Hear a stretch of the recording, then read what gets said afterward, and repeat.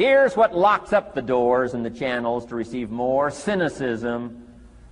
That locks you away. That prevents you from learning more. Being a cynic about the past and the future, a cynic about the marketplace, cynical about the people, cynical about the institutions, cynical about the setup, cynical about yourself, cynical about your chances. See, that locks away all the chance for stuff to flow your way.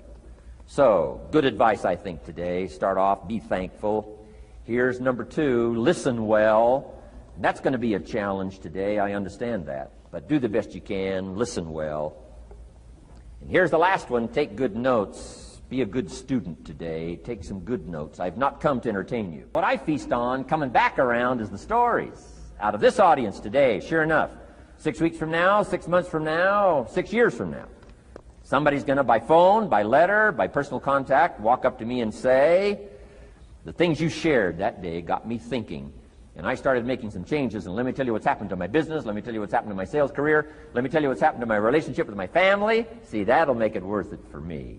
Not the money, the return. Something you can't buy with money. If somebody says, thank you for touching my life and taking the time to make the investment. And that's what I'm all about. So if you'll become a good student today. And here's the last note.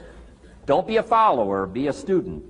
You'll be happy to know today we haven't come seeking disciples. We've got no movement for you to join.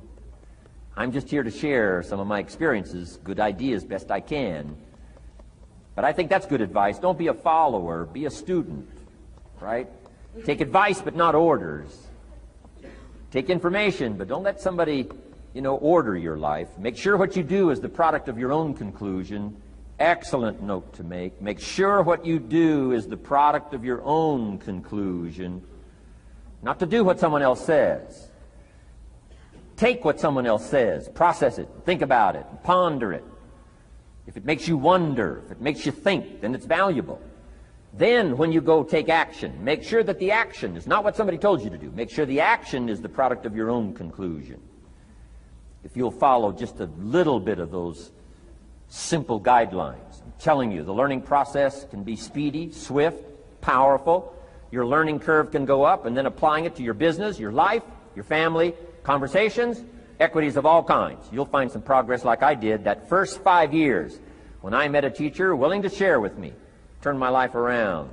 Progress I couldn't believe happened for me. Let's get started.